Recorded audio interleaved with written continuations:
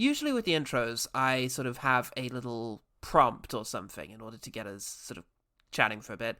Instead, I'm just going to say a sentence that's true and see where it takes us. Okay. I always wanted to live in a lighthouse. You know what? I think a lighthouse is perfect for two things. An idyllic, Scandi minimalist living situation, or a murder. Perfect. Or a murder, and you know, who's to say that the two shouldn't combine, as they all too often do, according to any media that's come out of Scandinavia for the past I feel 20 like years. Living in a lighthouse would be very loud for my eyes. Well, Does that maybe make sense? so. It would, although that depends on it being a functioning lighthouse. You see, in the hit John Carpenter movie The Fog, the DJ, who is the central character of the film, has a really sweet setup where she lives in this fucking sick beach house thing. That's like a wooden hut thing. But every day she commutes to work in a lighthouse where she runs a radio station from up there. All I can think is that it must, though, be a nightmare to get your furniture to fit in a cylindrical building. That is fair. You're gonna, but again, it's something that I feel the Scandies are going to have absolutely come up with. You know what for. would be incredible is like a circular desk that went kind of all the way around the outside of the room that you could just wheel along. Like some kind of Studio Ghibli-ass situation. Yes. Where you're just scooting Now that around I've said to it meet out different loud, people. I want nothing more in life than that. Oh god, or a bed that just occupies like an entire level of the thing. Yeah, it's one of those like hideous like 70s round beds. Yeah! Come on now. The lighthouse life. Okay, Paul, you've sold me. I'm moving into a lighthouse next week. Good! That's all I want is for us all to live in separate lighthouses, that we can all stand up in the turrets and look Morse code pensively each across other. Morse code each other and look pensively across the ocean to a future that we could only dream of. That is... And then get murdered. And then get murdered in there, because that's the perfect time to get murdered.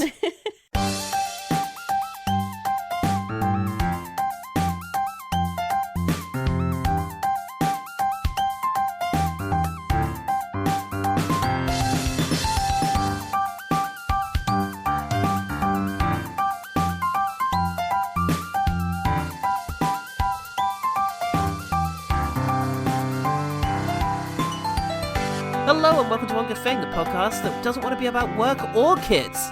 So we play video games. I'm St. Paul Cullis, and I am joined this week by the ever-brilliant Becs Watson. Hi, it's me. I'm ever brilliant. The ever-brilliant. I'm your lighthouse. But I'm confused. Jason Statham isn't in this one. Well, you think he's not. He's hiding in a corner. He is the spirit of Christmas that pervades the movie. We've yet to have him in a Christmas movie, and it feels wrong. Ugh, Christmas shark movie. Make it happen. I'm just picturing him in a sweater, and it's in a Christmas sweater, and it's doing things. In my mind, the Christmas sweater has his own face knitted onto it. Perfect. It's a perfect seasonal look for all the year round, actually. God, I want to market that. It's Christmas month. And we are going to do 3 Christmas specials this year to commemorate, I don't know, Coronation of the King? Oh, no, don't do that. Oh, 7. What happened in 2023? Surely something more interesting than the king. I look, it's a bit of a nothing year. Well, all right, to commemorate the first uneventful year of the past. Oh, I think a couple countries got invaded. No. But otherwise, No. couple wars got kicked off, you know. Okay, so to celebrate me personally moving to a new flat that I quite like. There we go. That's much better. Yeah. Yes, that is very much the nicest occupation that's occurred this year, is Becs in a new flat. So let's commemorate that. And yeah, review 3 movies from the powerhouses of modern Christmas movies. We're going to be looking at the latest offerings from Netflix, Peacock, powerhouse, promise, and of course, Hallmark. A true powerhouse.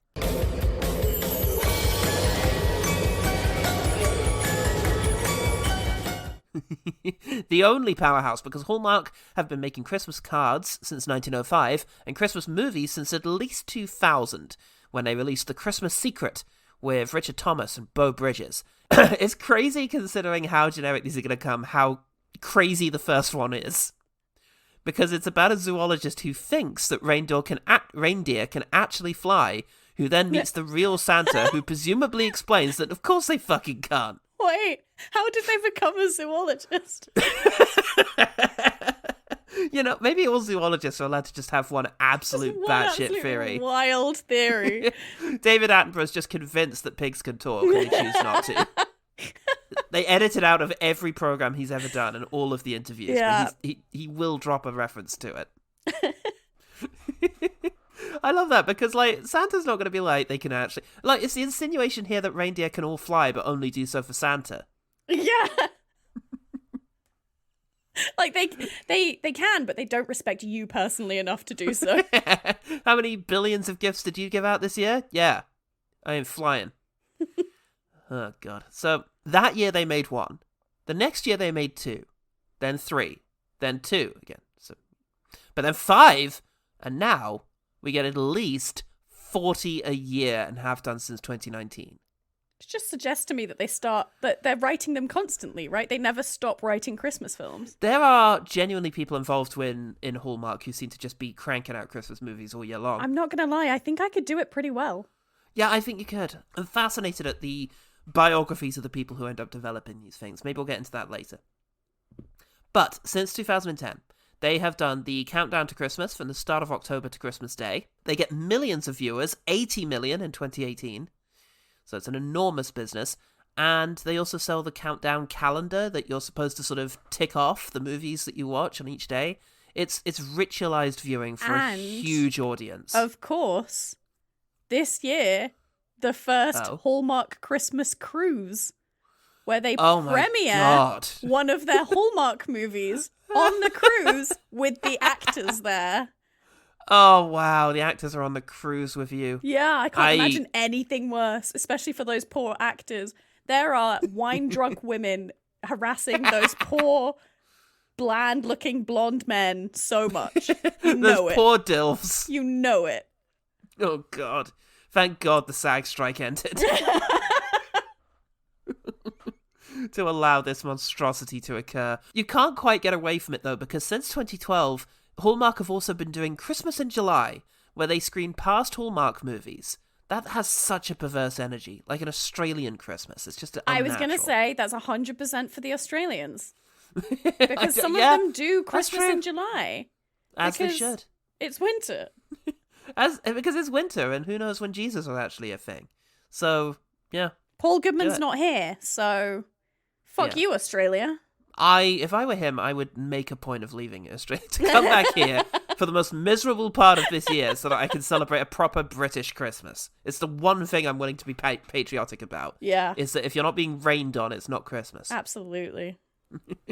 I was in Bruges last week and it rained a fair bit, and there is something very unusual to clutching onto an umbrella whilst hearing Jingle Bell Rock. Last Christmas, I gave you my heart. I hope I die. I really want to. Maybe I'll choke to death on this chocolate waffle and die the way I always hoped I would. In a lighthouse. In a lighthouse. Oh, God, if only there was one handy. They just had windmills. It's a very confusing. Not quite country. The same, somehow. No, very landlocked and wet is the problem. That's the main reason you're not getting lighthouse. There's probably a very, very famous lighthouse there that I didn't get around to. Surely they're not. I mean, they've got canals, but I think the people the canal lighthouse is to guide you home. The tiny ones. They still go round and round, though. Oh, I nearly crashed into the bank there. Thank God for you, tiny lighthouse. Oh, God. Well, according to Emily St. James, writing an extensive history of Hallmark Christmas for Vox, the increasing importance of Christmas to Hallmark's business strategy is reflected in the increased budgets, the increased attention to seasonal detail, even though they shoot the films all the year round, and the fact that they broke out the Hall of Fame label that they previously had reserved for such lofty Hallmark adaptations as sort of Shakespeare stagings and the like. Gosh. Yeah. But there's a couple of the Christmas movies that are Hall of Fame Christmas movies. Ooh. Indeed. I don't know if that includes this one. I doubt it. I doubt it. But St. James also says Hallmark doesn't air religious programming, but its roots as a religious network, combined with its family-friendly standard, have yielded an MO that is very, very traditionalist. it's not the first time they've linked the idea of progressive representation with the idea of not being family-friendly. And I'm not sure St. James is falling on the right side of history with all this, but we might talk about that a bit later. We can't have black people in the lead. Think of the children. They'll be so confused. I will know at some point someone does almost word for word say, think of the children in this film. God, yes. And we're going to get into that. Some of these films appear to be quite high concepts involving body switching and time travel. When I say time travel, I imagine it's like to themselves like a year earlier. I don't think we're going back to the Cretaceous era. Oh, that would be a shame. That is a shame. Christmas with the dinosaurs. Yeah, I'm trying Jurassic to think of a dinosaur Christmas. that begins with C. I'm struggling. Oh, what? Cretaceous Christmas. Cretaceous Christmas. There you go. Here we go. God, Jurassic Christmas. Jurassic Jingle. Jingle all the Jurassic. I know. We'll work this out in the Patreon. But some of these, nevertheless, we eschewed all of that in favor of Navigating Christmas. Pack your bags, kid. We're spending Christmas in a lighthouse. What? On St. Nicholas Island. This is amazing. Well, I think you got scammed. Things are not always what they seem. They just really want us to have a good Christmas together. Maybe I'm asking for a miracle. Christmas miracles. What St. Nicholas Island is known for. Peter, just came by to give you a hand. This is so cool, right, Mom? This was the best Christmas I've ever had. Navigating Christmas on Hallmark. More on the rationale behind that later. We like lighthouses. Yeah, that was it. Yeah, that was the rationale. The film is written by Kelly Bow, who has also written Major Movie Star, Monte Carlo, The Truth About Christmas, Bottled with Love, Caribbean Summer, and this. That's all of their credits. It's just Christmas or summer, nothing in between. Yes, and it does feel like a very Hallmarky kind of career, as does its other writer, Carly Smale, who has written things such as The Christmas Parade, Cold Season, On the 12th Day of Christmas, Snowed In Christmas, Christmas Pen Pals, No Time Like Christmas, His Fatal Fixation. Oh, that one doesn't sound like Christmas. Christmas Unwrapped, Midnight at the Magnolia, Let's Meet Again on Christmas Eve, A Gingerbread Christmas, Christmas by Design, and Navigating Christmas. I have to assume that at some point they really just started, like, asking an AI to summarize the script and then using the resulting sentence as the title, because things like Let's Meet Again on Christmas Eve sound so perfunctory. Let's see you later, Christmas. We haven't mentioned that one of the options for this year's Christmas countdown was Never Been Christ. Which was about someone called Chris. I don't know if you noticed I didn't this. go deeper than that. I just Christmas, laughed but for 20 also minutes. it's a love triangle with a dude named Chris. Wow. Chris Kringle, presumably. I don't know. Oh no, his surname is revealed to be Kringle, and he might have been Santa. I called it. I had not read that, but I know how this Oh no, works. that's me guessing. That's me absolutely guessing the plot to this stupid movie. Oh, I really thought you were reading off a page there and got real excited. I have not, I'm afraid. The film was directed, though, by Peter Benson, who has directed similarly kind of feeling films, starting with something called Scotsland, which is short, What an Idiot, Marrying the Family, Sweet Carolina, but eventually gets into things like The Santa Stakeout, Time for Them to Come Home for Christmas, which is so lengthy. Again, that's a really perfunctory summary, right? It's time to be together for Christmas now. Yeah, that's a robot speaking. When I think of Christmas, The Professional Bridesmaid. Interesting. That's just 27 dresses, right? By any other name. I'm looking at this, all I'm seeing are like wedding movies and Christmas. So it seems like you get into these companies and you develop a bit of a reputation. He's also an actor. He's been in 164 films. What? The best known of which is something called Mech X4. Incredible. Hell on Wheels, Aurora Tea Garden Mysteries, and The Healing Powers of Dude. Sure. 164 credits. Wow. And that. Gosh. That's the top. He's also apparently played a cop in Supernatural. Wow. Well, that was probably actually his most famous role, because you know what the Supernatural fandom are like. He's got an extensive backstory and been shipped with every character going by now. Yeah, he's been shipped a few times. The film was received by critics like coal in their stocking, I imagine. I couldn't think of anything Lighthouse related very quickly. Now, I say critics. This is for capeandcastle.com. And the reviewer is, where are you? Sarah Cudlip. So let's see what Sarah Cudlip has to say. While there were definitely similarities between this movie and other Hallmark movies, there was also something a little bit different about it. Was there? I know pretty much everyone can predict what's going to happen in a Hallmark movie, and that did happen here. But there was just a different vibe about it. I'm not even entirely sure what it was, just something a little extra that had me hoping the advertisements would be shorter and that there would be more time between them when the next ad break came up. Honestly, maybe it was that I could definitely relate, at least a little bit, with Melanie, because I absolutely see myself booking a Christmas vacation without reading the fine print. I was curious what part of that character was going to come up as relatable. I found one character in this very relatable. Okay. I'm not going to tell you who it is yet. Okay, let's see if I can... Oh, God. Is it Dinah Lady? No. Is it... There's 7 characters. Let me think here. Is it the guy who wanted to buy the lighthouse and level it? Because I kind of wanted to do that. No. Is it the kid? No. Oh, God. Is it There's the only guy? like one more character. Is it the guy? No. Is it the supportive friend who hasn't got much going on herself? No. Is it the other supportive friend who doesn't have much going on himself? I'm going to spare you the pain. It's Mayor Katie.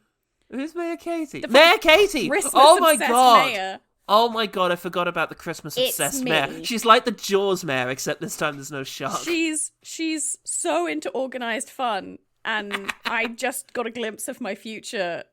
I love it. Well, welcome. Welcome to St. Nicholas Island. Oh, thank you. This is the great Katie Cameron, our mayor, and her lovely daughter, Sarah. It's nice to meet you both. I hope you're all planning on coming to tomorrow's Reindeer Games Carnival at the community center. What's that? Oh my gosh, it's an absolute thrill. We've got antler toss, Santa limbo, we have a 3-legged race with a twist. You name it, we've got it. We've even got a treasure hunt for Santa's missing toy sack.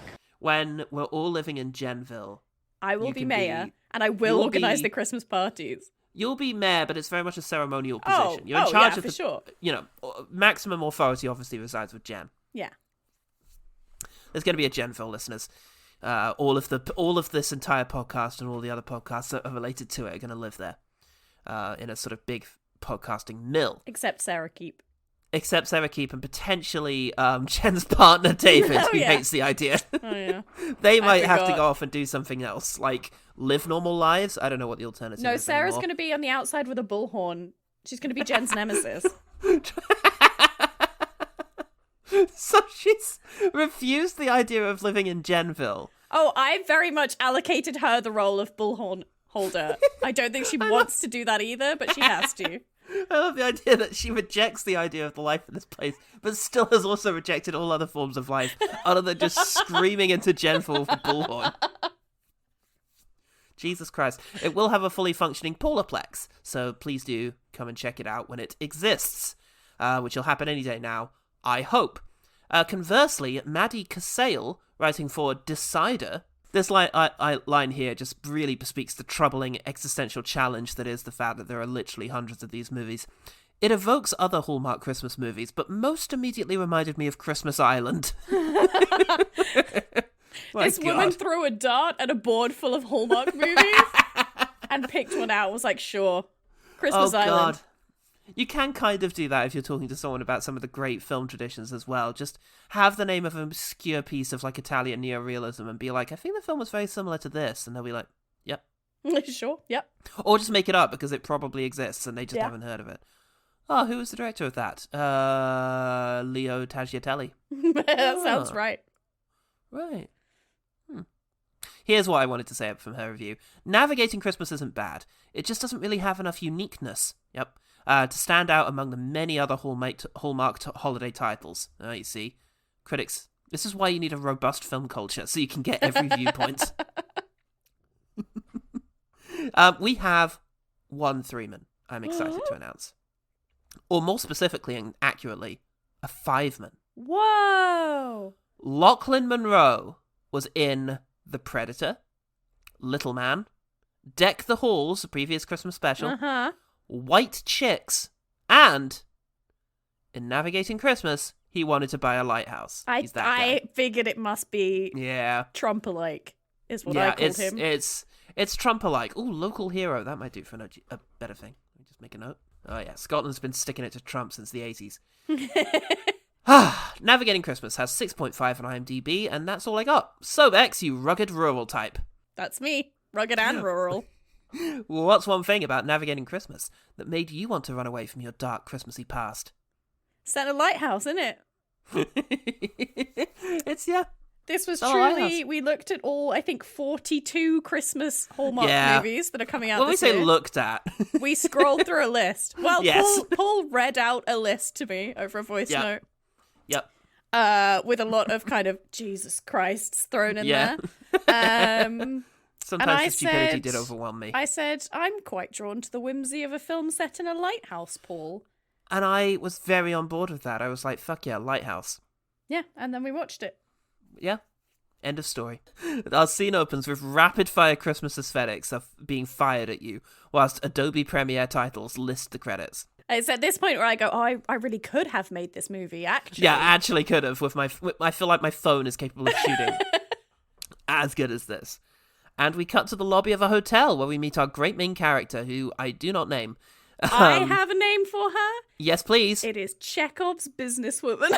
Chekhov's businesswoman. Eventually it will be paid off. This woman is... does unspecified investing business. Well, she's condemned with the true horror of all modern women to actually have a career. Awful. Dreadful. Awful. Not something anyone should... any woman should have before her. Mm-mm. Terrible situation. She also has a supportive black friend of not much going on herself. And, She a PA... eye-fucks tremendously Absolutely. in any scene they're together in, which is only one. You've got to take all the queer representation you can get in a Hallmark movie. Really do. And intense eye contact is pretty much as good as it's going to get. Yeah.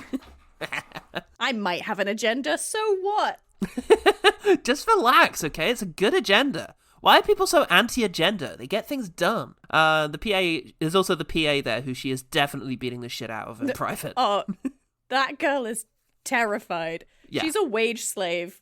Like, Yeah, she's literally... she is not earning enough to live in her Seattle apartment. Yeah, and she berates her constantly, except when she's around her supportive black friend. Yeah. It's like, go on, take the day off, honestly. God, you act like I'm so mean to you. If you're not here at 6 a.m. tomorrow Yeah. morning, I'll skin you. Don't fucking embarrass me in front of my supportive black friend, okay? Don't. Ellie, what's the word? Everything okay? Yes, okay, so the final specs on your bathroom remodel just came in, so I put them on your desk. Your dry cleaning will be delivered tomorrow morning, and Mackenzie's will have dinner set by 7. I made sure to tell them no Solange room. Okay, great. Now stop working and enjoy yourself. This is your holidays. Are you sure?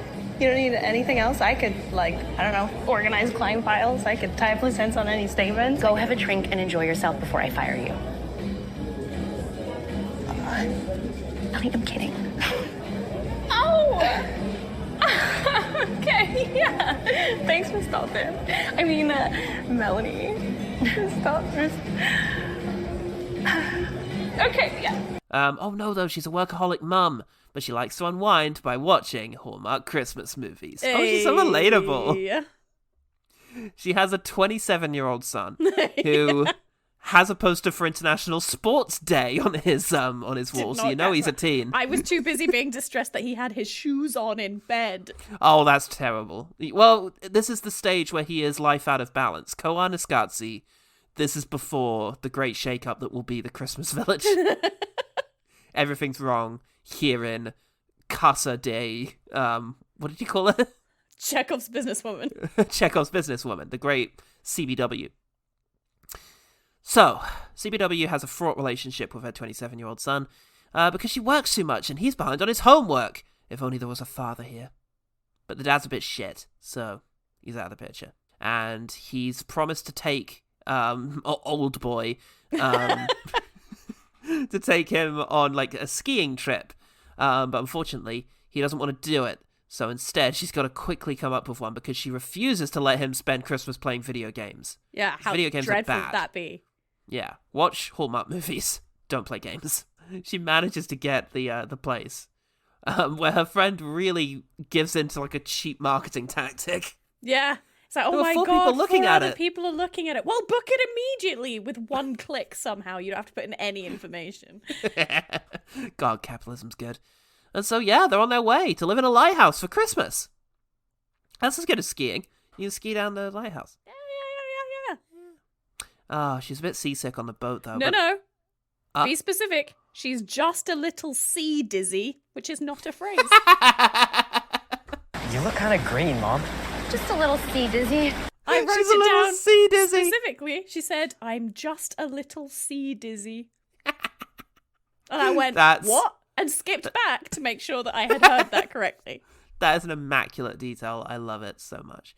Yeah, she's a little sea dizzy. But, oh wait, who's this guy who she's having an antagonistic interaction with? Well, here's the thing, Paul. He's wearing flannel, so Yep. he's the love interest. Oh, there we go. But everyone wears flannel. Oh, Oh. it's going in a different direction. The water's getting a little choppy. Maybe you should move. I'm okay. Ma'am, I don't think you understand. Please, just let me focus on my breathing. Don't call me ma'am. All right.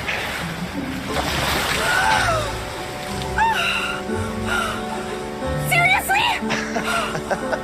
Are you laughing right now? Sorry, Look, I tried to warn you. He's practical and knows what's best for her, but she's just too dang stubborn to accept it. Last we'll see of him, I expect. She then meets a different folksy, supportive black friend who doesn't have much going on for himself. You're perfect. Allow me to confide. Do. Yeah. You meet all the criteria. Allow me to have occasional moments where I offload all of my shit onto you. And you say, "You got this, girl." Yeah, say something snazzy every now and then. Bling, bling. What? Oh no, there's no Wi-Fi here. How am I supposed to snap my friends? I It sounds also like he wrote says. this down Yes. and then wrote, "What year is it?" No service. There's no service. Mom, I can't do a whole week without Wi-Fi. How am I gonna snap my friends? How He am wants I to supposed Snapchat, to snap Bex. my friends? I'm sorry, but that's Pokemon not what Snap. the kids do anymore. This was written by a millennial. An ancient millennial who has no idea what's going on. Where's our landlord? Oh, he's probably at Roots, it sounds like. Oh, it'll be a bar there. Oh, it's a Christmassy Roots. diner. Ruth's. Ruth. There you It's go. owned by Ruth. It's owned by Ruth, and it's a Christmas diner where you can get lots of waffles and cookies, it seems. Yeah, So she just wholesome. gives out free cookies to whoever. It's a terrible business model. Nobody drinks in this world. There are no bars. You just eat cookies. Oh no, it's the guy from the boat, though, who I'm going to name Chris Pine Tree. I just named him It's Flannel Christmas. Man. Flannel Man. Will do. Oh shit, he points out that the booking instructions include the fact that you have to work for free. No, it fucking doesn't. I'm calling the police. This is illegal. Oh, they You're do going to also. jail. I feel like this is important. I've got to tick off all of the Hallmark rom-com tropes as they happen.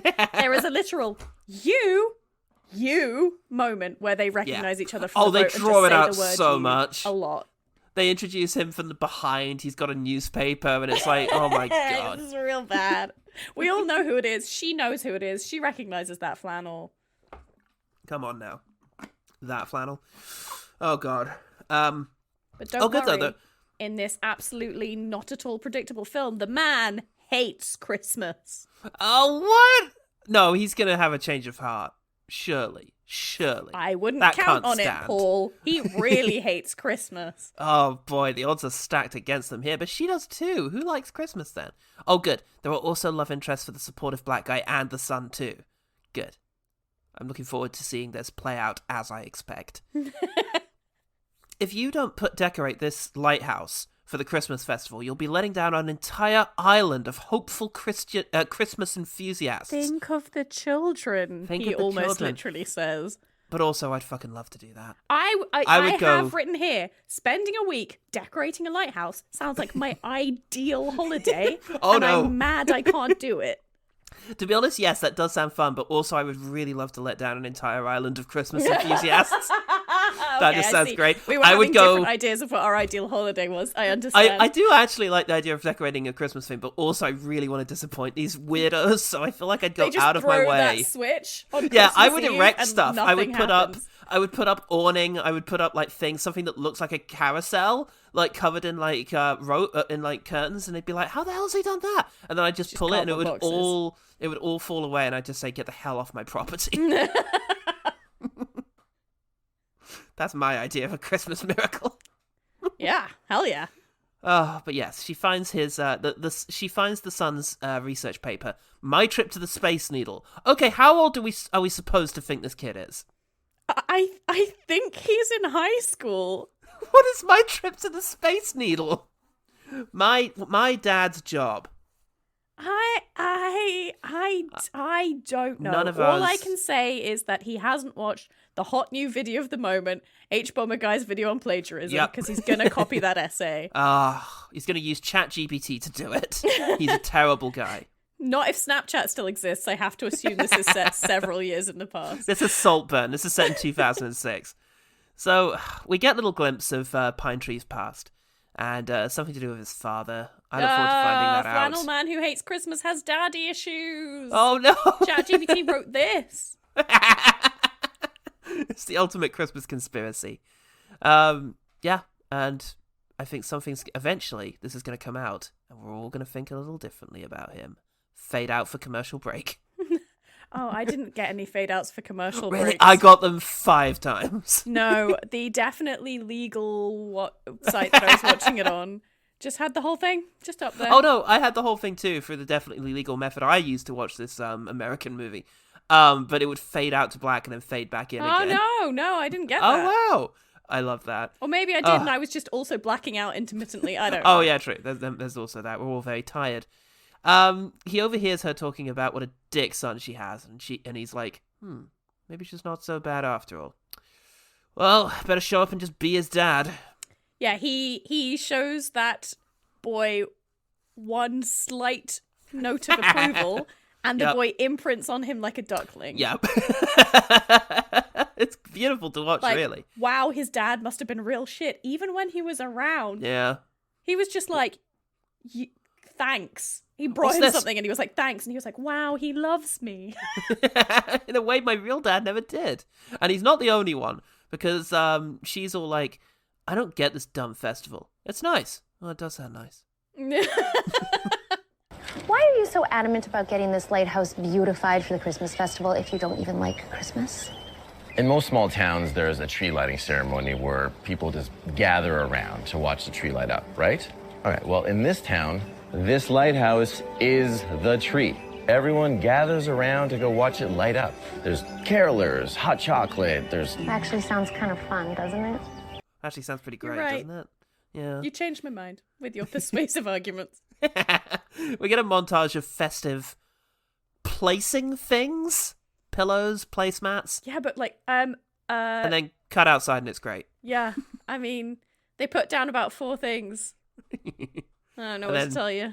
And then off screen, they also erected all the lights. And Yeah, put up the they trees also and... fell off ladders and couldn't find extension cables. Yeah, That's too much for Hallmark. we know our audience. Oh, that teen girl from earlier who's into the sun is the mayor's daughter. Now, I've not seen a ton of these Hallmark movies, but I'm guessing from their relationship, from what I've seen so far, their relationship shall drive the political schism that forms between the newcomers and the islanders in the second act. Yeah. I'm pretty sure that's correct. And this becomes a Romeo and Juliet. That's all going to start at the Christmas fair, which is happening tonight. The first of many. Yeah. They're like, oh, there's a Christmas event, and then they have to spend the next week going to Christmas events. Yeah. Oh, God. So, yeah, everyone goes and interacts with their love interest in a wholesome but promising way, and I wonder which one of them is about to turn up dead, challenging everything we've learned so far about these characters and the deceptively fragile power structure of this island. Guess we'll see. Fade to commercial. This is the point at which I start to get concerned for the boy. That this actor is so genuinely terrified and awkward because nobody gave him the script. Because it stops looking like acting. He's the only one. And He's starts Truman looking showed like into real this. fear. We just Truman showed this guy into this. Yeah, or he thought he was taking an improv class and he just turned up and they were like, okay, go. Action! Oh, God. Well, the next morning, the mum's exposure to whole country... Oh, God, no, that's mean. I'm not going to put that. I'm going to say that out loud. That was too edgy. I'm not that kind of guy. No, but nevertheless, her experience of being near wholesome country dick, screw it, I'll just say it, has brought out her trad wife tendencies, so she's in the kitchen. Baking. And she's, carrying a visibly weightless box down a stairway. Down the most non-threatening stairway I've ever seen. It's And not she gets even a all ladder. It's not even a ladder. No! Railings everywhere that she's perfectly able to grab with her It's free an hand. empty cardboard box But don't worry. Our guy is here. to tell Pine her Nut- to turn around. Pine Tree comes up and approaches her as she's literally on the bottom step. And it's like, let me help you with that. Oh, swoon! The son wants to interview Chris Pine Tree about his dark past. He hates talking about that. He's fine with it, though. Yeah. Do you miss your dad? Yeah, we had a tough relationship. I miss my dad too. I guess he... Hey. Who's being interviewed here? Yeah, this is about me. Yeah, this guy. Ask your fucking questions. Keep that shit to yourself. No wonder he left. Now come over God. here and do some of the worst Morse code I've ever seen. You're spelling nothing. Yes, they bond over Your a shorts light... are the same length as your longs. I don't know what's going on. Don't I know it? They bond over this Morse code. It's so cool. Any teen would love this. The mum confides in Pine Tree that she just wishes Christmas was more... trad. If only there were a way to make that happen. The son, meanwhile, is taken out by the local kids to see the fireworks. There'll be a terrifying hazing ritual to ingratiate him to the locals, which will force him to confront his own boundaries in a devastating exploration of consent, peer pressure, and social contracts, I expect. We'll find out. Fade to commercial. Chekhov's boat. Oh my god! Oh, I missed Chekhov's anchor. There's also Chekhov's anchor. Oh, yes, the kissed anchor. If you kiss this Yeah. anchor, you can find children in the fog. Yeah, they you say. get a divine sense of direction or something. It's I was like, real. this is 100% going to be kissed on Christmas Eve by someone in a state of emergency. Cannot wait for that drama. He's complaining about his mum and how terrible she is. And the love interest, is like, your mum sounds really cool. She dropped everything to find you a vacation. Do you know how hard they are to find? Yeah, to be fair, she did have to scroll all the way to the bottom of the page. And 4 other people were interested. 4 other people were interested, and she beat them to death. But also, I was like, during the scene, I was like, thank you. Jesus Christ. One person in this True. film is talking sense. Like, stop being such a dick to your mum Stop being because such your a dick, dad but- is a dick. Also, though, drop everything. She was planning on watching Hallmark Christmas Yeah, I mean, movies over the drop break. everything is maybe strong. I mean, to be fair, that's also pretty much my plans. Anything, any given time. But yeah, it's getting late in the film, so we've got to have some sort of bump in the road. But oh no, Pine Tree is having financial trouble. Those damn city folks are trying to steal all the folksiness. This is where well, not quite here. I guess when she finds out about it, my notes are very light at this point. I don't know what happened. Okay, well look, it's the next festive event. If ever you don't know what's happening, there's probably some sort of Christmas event.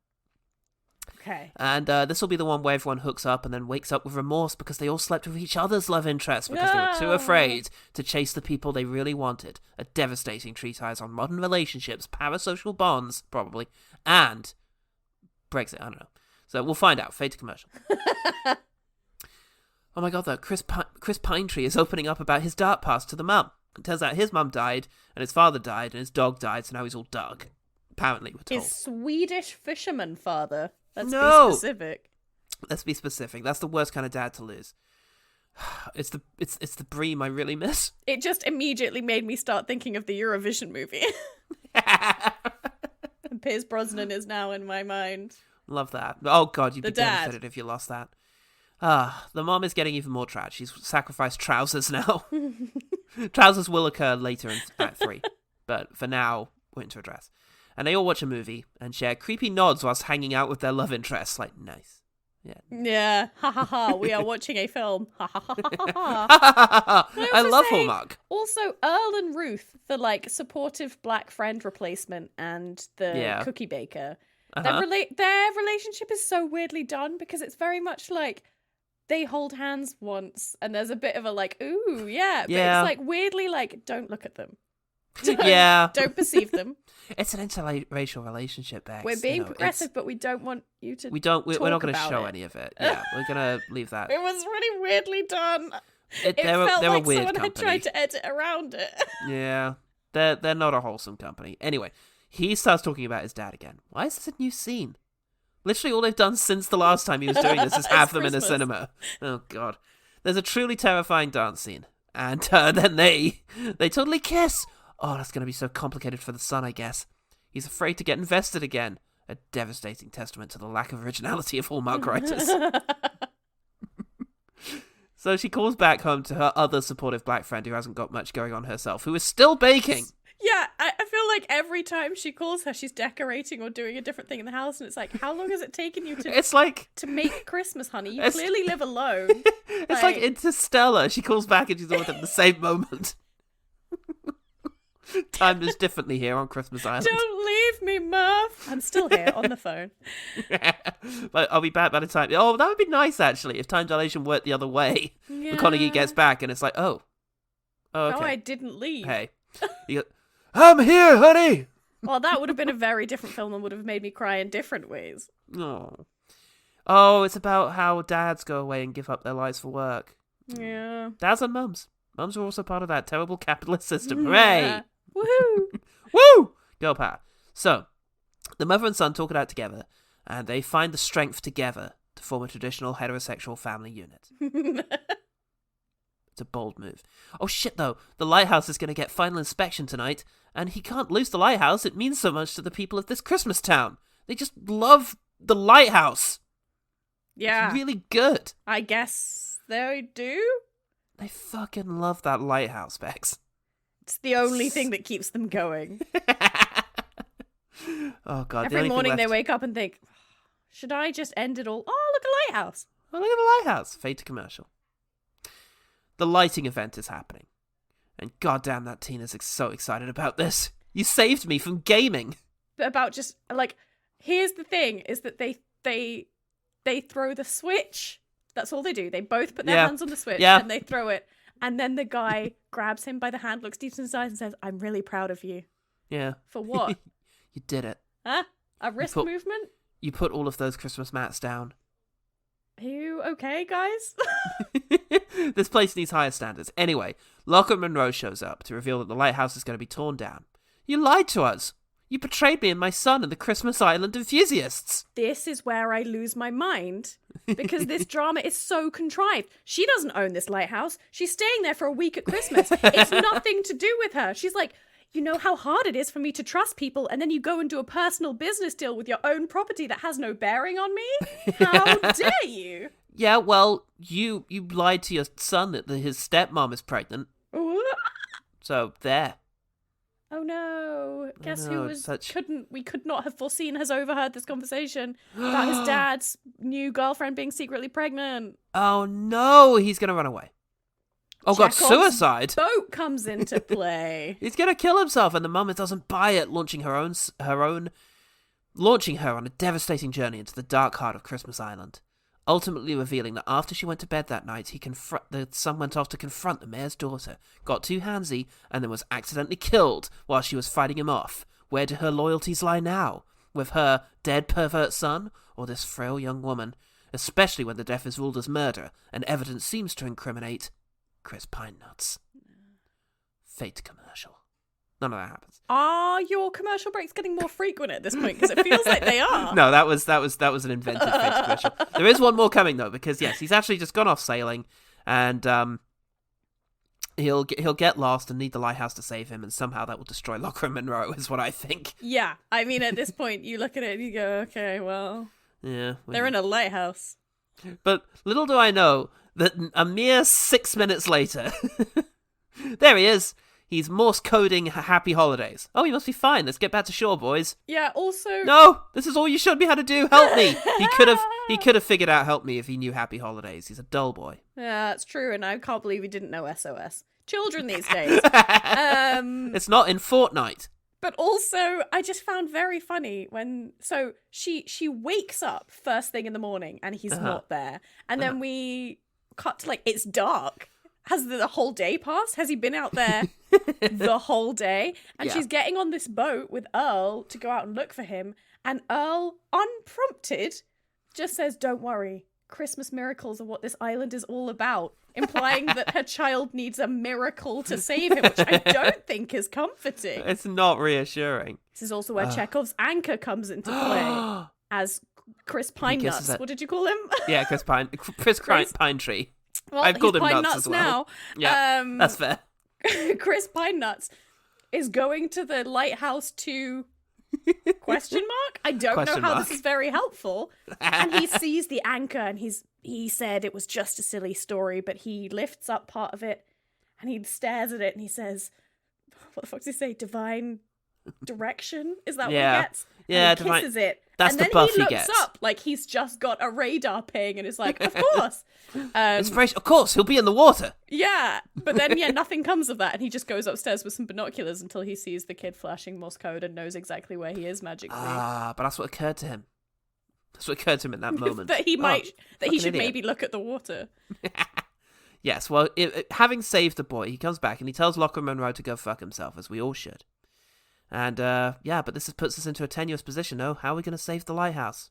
Chekhov's businesswoman! Wait, I'm rich. I'll buy the lighthouse, and we won't have to pay taxes. Kiss me, Christmas boy! The end.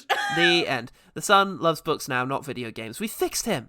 And all the other love interests show up, and it just fucking ends, followed by 20 seconds of credits. Yeah. And then, stay tuned, because coming up next is the Christmas Shark. I wrote that before you did the thing earlier. Christmas Shark, starring Jason Statham. Starring Jason Statham. It comes full circle. And this is for you.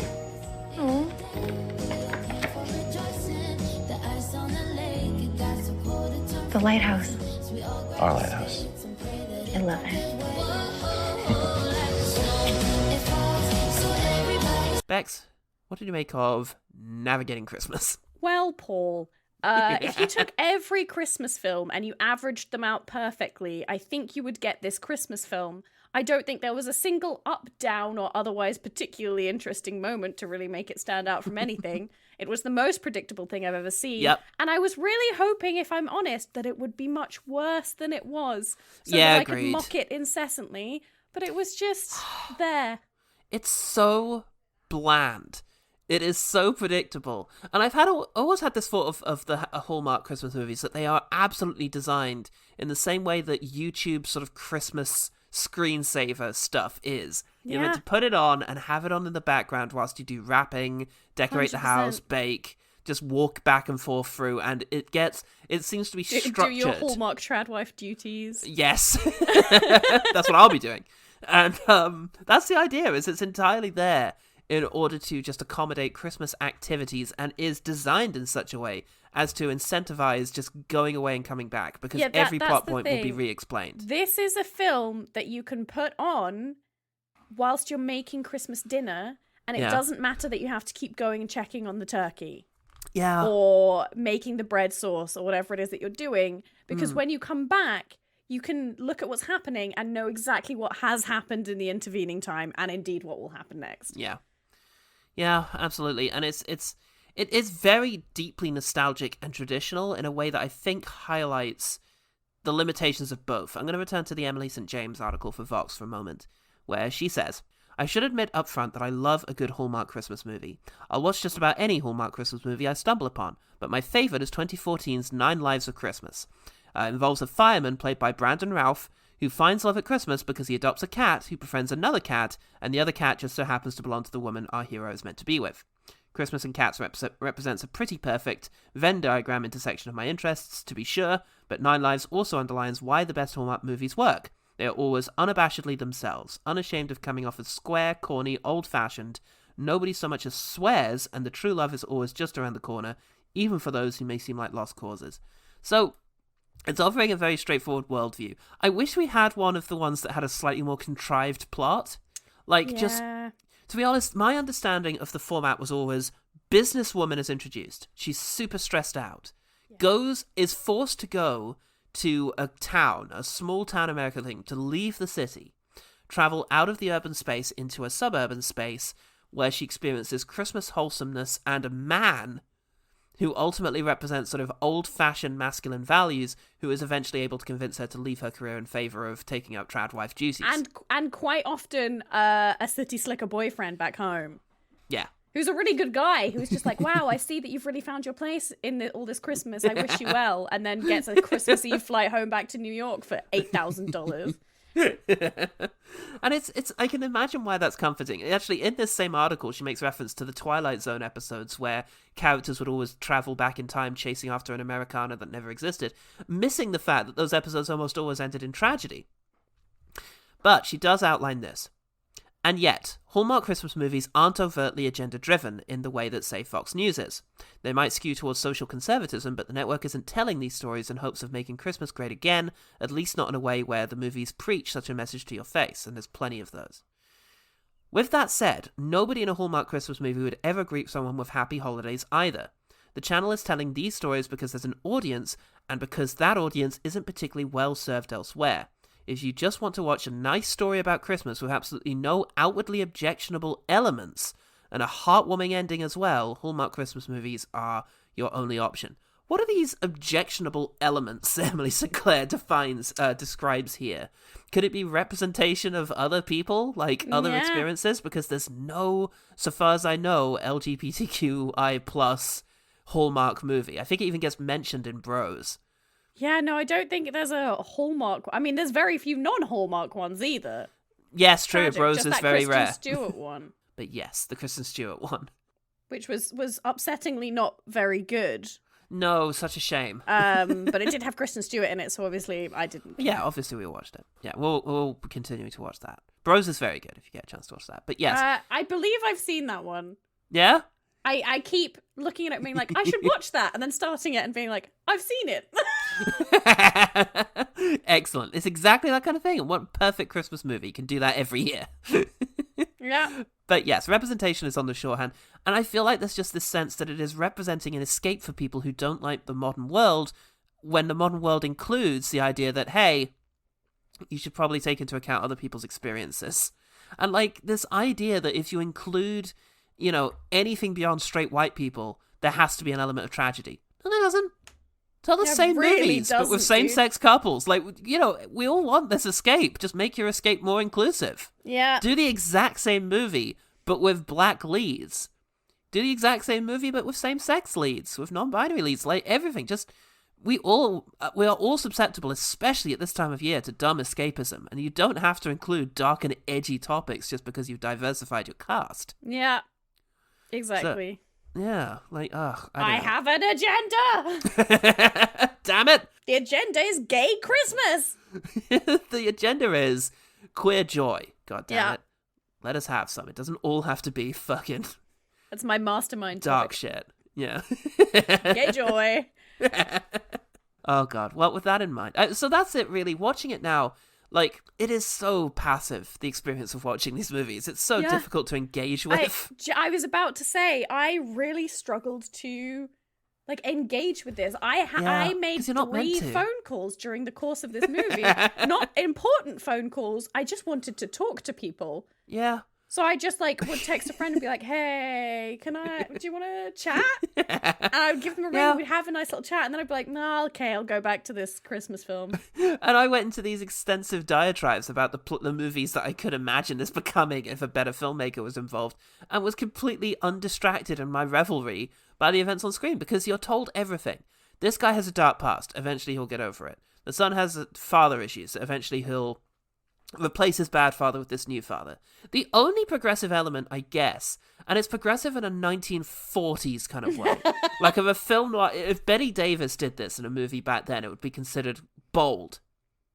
It's the idea that you can find a new family. You know, sort of lost women, rehabilitated kind of thing. But it's still only progressive in that, because eventually the woman only has value insofar as she's able to find a new husband. Yeah, and it has to be a normal, air quotes, family.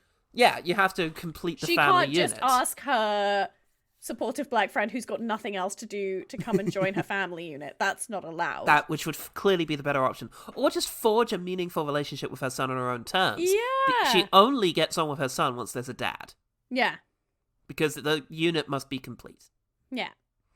So yeah, that's what you're coming down to here. I can't really fully relate, but then again, we all have our quirks. You know, at Christmas, there's nothing I like more than watching, like, trashy 90s blockbusters that remind me of the kind of daytime television that would be shown during my teenage Christmases. I only really watched 2 Christmas things. Uh-huh. White Christmas Okay, beautiful. Often and repeatedly. I usually watch it about 6 times a year because I make everyone I know watch it and screen it for each of them separately. And The Bear That Slept Through Christmas, which is like a little animated film that has such strong nostalgia vibes for me, and it's about bears who think Christmas is mythical because they sleep through the winter, so they think it's a place. And so this one bear tries to stay awake to go and find Christmas. Yeah. Which, of course, he eventually does because he becomes a teddy bear and joins a family, and that's where Christmas is. But there's a really great, there's a Professor Werner von Bear in it. It's like a super German scientist bear professor. Love that. And Love it's that for classic, and you should all go and watch it. I should watch it. That sounds like a great One Better Thing. We need to hold on to that. I will have a One Better Thing too, which will also lead to me making a few more comparisons. But I get deep into Christmas. I watch a lot of Christmas movies, a lot of Christmas specials, but all the best ones, all the ones that have really endured, have a hint of darkness about them. Yeah. British comedy in particular. Like the Christmas specials about this time of year are things like One Foot in the Grave, Bloody Porridge, movies about dark, depressing situations that still where you find the Christmas spirit, and the movies often have that too. I think that's it, isn't it? Like the idea for us of Christmas is that even in the darkest times, there's this ray of hope, which is, finding the true meaning of Christmas, which is the people that you spend it with. Yeah, never forget that It's a Wonderful Life has an attempted suicide in it. Yeah, it's always the darkness there that allows you to sort of see your way through. Tokyo Godfathers, all the best Christmas movies have that element, and that's why Die Hard, there's so much adversity there and complicated family issues. Although Die Hard is probably, of all the films we've mentioned, the closest to a Hallmark family Christmas, because ultimately it is about a businesswoman giving up her city life in order to embrace this rugged rural. Rural in this case is LA. It's New York, rather. Not wrong. Yeah, if Die Hard was told from Holly Gennaro's perspective, it would be a Hallmark movie. So, but you know what? Hallmark doesn't want to make a Christmas classic. It's not interested in making a movie that will, stand the test of time. It is quantity. The sheer number of movies they make, which means that they have hundreds now. Yeah. And they can just run whole seasons of them and commit a channel to just showing them constantly. Keep all of their Christmas actors imprisoned in their giant Christmas warehouse. Somebody find Cameron Candace Bure and get her out of there, because... And Gretchen from Mean Girls, I saw she Oh was in no, one of Lacey them this Chabert year. is in so many of them, yeah. Oh, and God. Peter from The Lion, the Witch and the Wardrobe, the recent movies, yeah. Yeah. I say recent, they're not recent at all, but in They my will be mind soon they are. after... They especially won't be when Greta Gerwig comes in with her own take. But before that happens, we're going to quick fire this movie we've spent an inexplicably long amount of time talking about. Well, the good news is there's not that many quick fires, True, so this true, part true. should be quick. Quick Let's fire. get to quick firing. Pew, pew, pew, pew. Quick fire.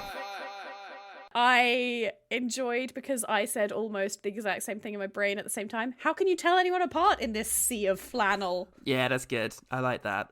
I also like a line of hers earlier when she's reading the Airbnb or whatever it is, quote the booking.com thing. Sponsor us, websites. I enjoy the way you're destroying real estate markets. I'm up for it.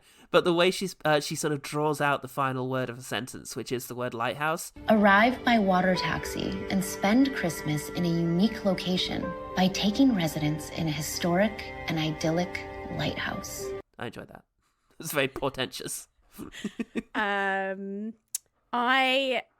god, why are all of mine flannel based? When they're decorating, they pull out some flannel decorations.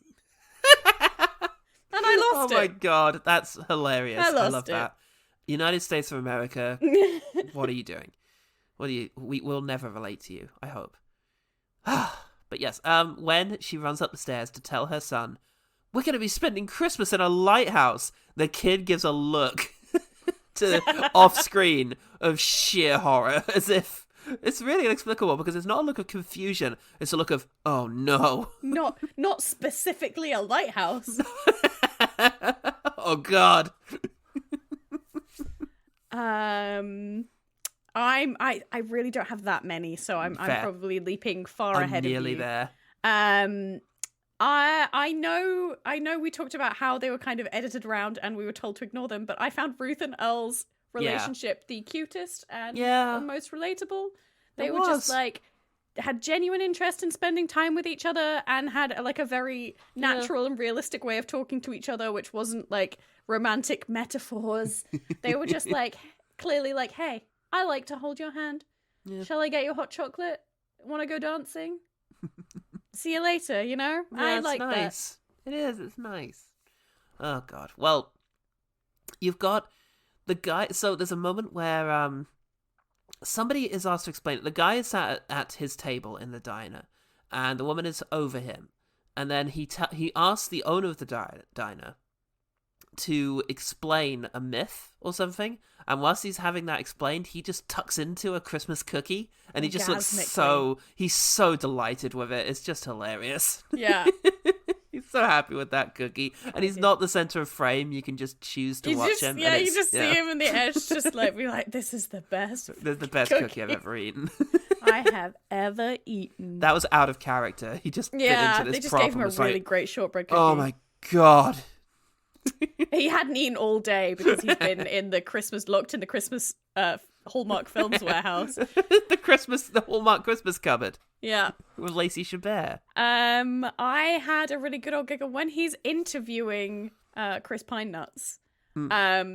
He has a clipboard for some reason, and he's got a photo of like him and his dad that they found in the lighthouse.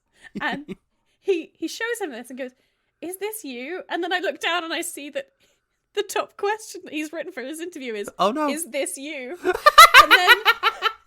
And then he says, he's like, "Oh wow, yeah, that is me." He goes, "Is that your dad with you?" And I look down and, "Is that your dad with you?" is the next question written underneath. And it just made me laugh so hard funny. that he was like, "How do you interview someone?" Well, I'll start with, "Is this you?" Gotta write that down.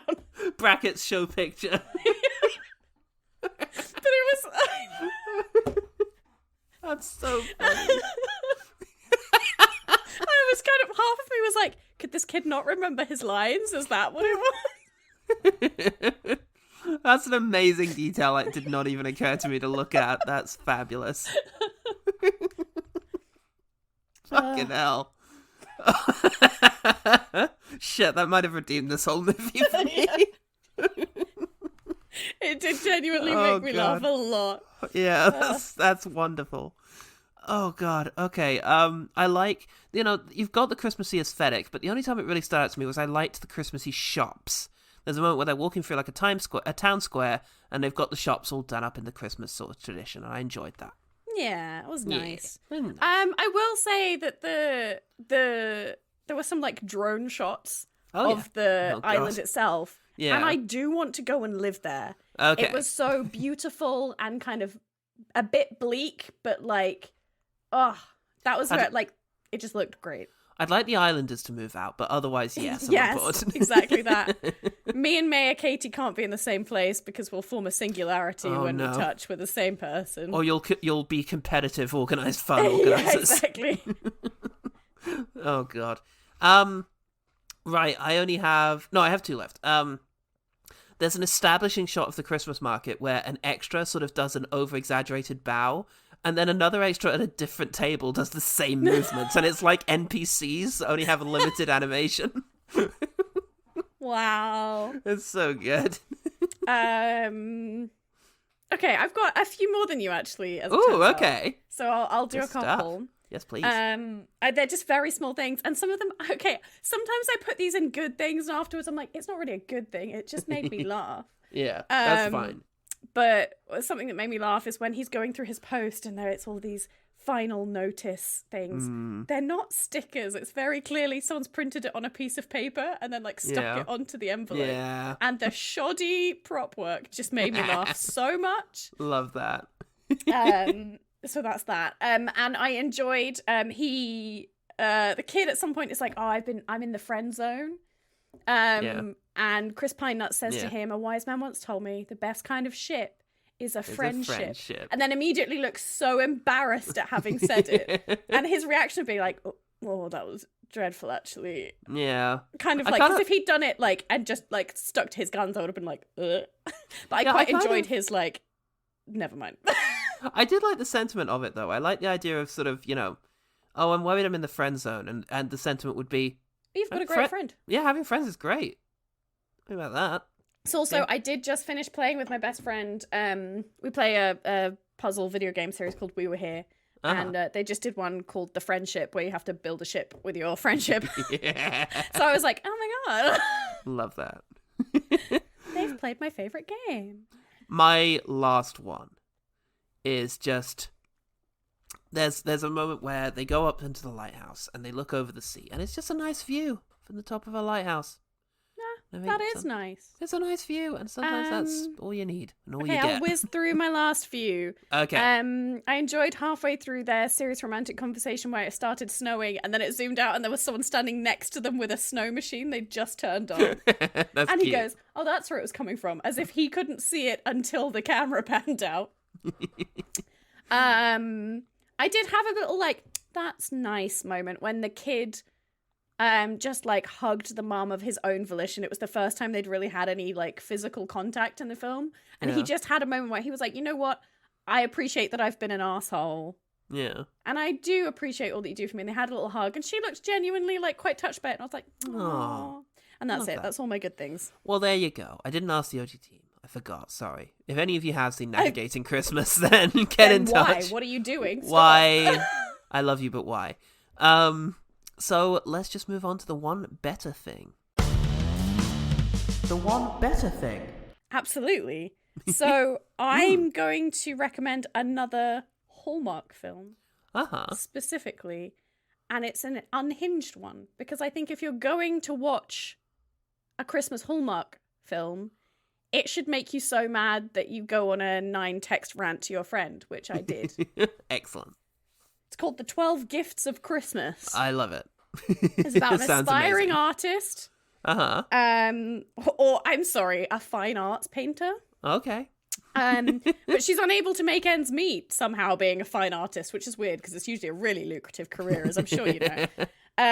So one of her friends is like, why don't you become a personal shopper? And she's like, okay. And then this super rich guy turns up and is like, hey, buy gifts for everyone I know. And 95% of the film is shopping.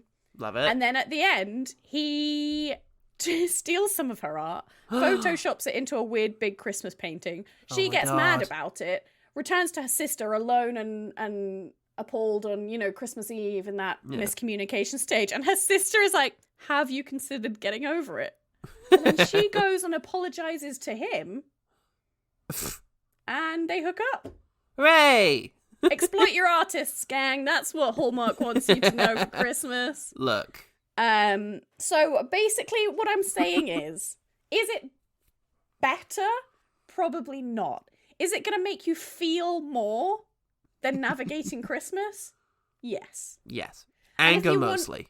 an actually enjoyable film that's not going to make you feel angry, go and watch Night Before Christmas with a K, where a knight travels forward in time. What a curveball! You weren't expecting that. No, I wasn't. And Vanessa Hudgens falls in love with him. Oh, fuck yeah. Because Vanessa Hudgens is trapped in a warehouse somewhere too, pumping out Christmas films. God bless these people. Let's really hope they get freed at some stage. Okay, I'm going a little further back for my one. I'm going for The Shop Around the Corner, which I saw at the cinema last night. It's from 1940. It's Jimmy Stewart's other big Christmas movie. It's directed by Ernst Lubitsch, great old director of classic Hollywood, and it's just brilliant. It's a really lovely story. It's been remade a couple of times, most famously as You've Got Mail. Oh, okay. Indeed. It's about a guy who works for a shop. He's a senior clerk there, and he is in a romance via letter with a woman who he considers to finally be someone worthy of his intellect and sort of creativity, an actual kindred spirit. But he's incredibly annoyed with the new shop girl they've just hired, who's bossy and obstinate, and I wonder where this goes. Oh, where does it go? But it's, early on it establishes this, but it's just so delightful. Everybody plays the role brilliantly. Jimmy Stewart is just at his most charming, and my God, is he handsome in that movie. He's tall and young. He's like a hot vampire, and I love it. And Margaret Sullivan is really, I don't know, like, obviously, this is made in 1940. There's some conventional role stuff going on there. Sure. And I think also is true if You've Got Mail. he finds out first, and so gets to wield the power for most of the story. Yeah, which is a shame. But nevertheless, she's scrappy and fun and really incredible to watch. And then the other MVP of that movie is Felix Bressart as Pirovich, because the whole thing is set in Budapest, which is such a mood to be set in Budapest, at Christmas. It's just the shops and the thing. It has that thing of somehow making Christmas commerce. Miracle on 34th Street does this as well. Seems suddenly terribly romantic. And, engaging. It's somewhat despicable, but in a way that makes me feel very warm. So check out. Capitalism might work for everyone, and everyone might get bonuses, and it'll all be fine. Yeah. And the boss will take the lowly errand boy home to eat some of the Christmas duck, and it'll be great. And he'll give away the last toy in the Christmas window to the poor child who's been staring at it all Christmas. We know how it works. I hope so. Come on, everyone. Just make that happen. The one better thing. So. We navigated Christmas. We navigating Christmas somehow. That was the one better thing. Bex, how can people find out more about what you're all about? How can they navigate to you? They can navigate to me on every social media platform under the sun, because I panicked when Twitter started getting weird. I'm either Starling Dust or Starling_Dust. Pretty much everywhere.